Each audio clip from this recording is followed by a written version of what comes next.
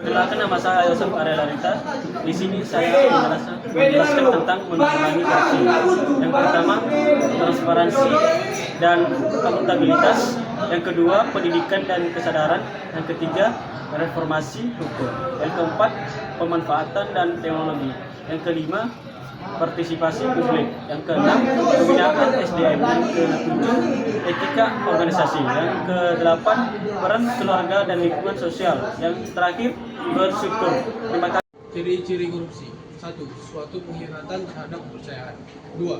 Penipuan terhadap badan pemerintah, lembaga, swasta, atau masyarakat umumnya. 3.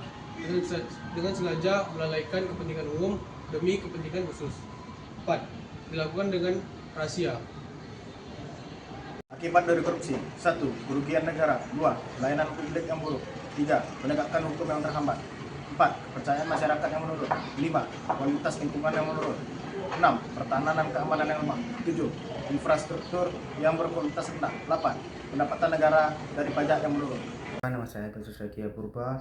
Kasus korupsi proyek jalan rusak di Pekanbaru melibatkan dugaan penyimpangan pada preservasi Jalan Nasional Duri Kandis Simpang Palas Siak 2. Proyek ini menelankan biaya 35 miliar dari APBN 2023, namun dihasilkan tidak sesuai standar yang ditetapkan.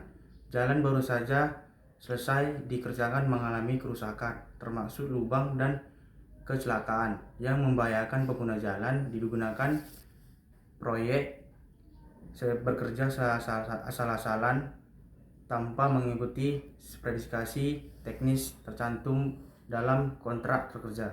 Terima kasih. Apa itu korupsi?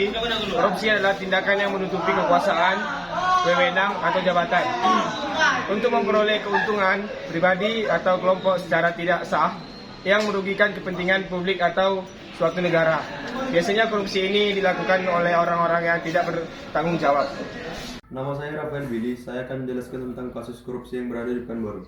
Korupsi di Pekanbaru, seperti di banyak daerah lain di Indonesia, menjadi salah satu permasalahan yang serius. Korupsi terjadi di berbagai sektor termasuk pemerintahan, bisnis, dan infrastruktur. Korupsi berdampak besar terhadap pembangunan daerah dan kualitas pelayanan publik, yang pada gilirannya merugikan masyarakat. Masyarakat dan pihak berwenang terus berupaya agar kesadaran akan bahaya korupsi semakin meningkat dan penegakan hukum lebih efektif.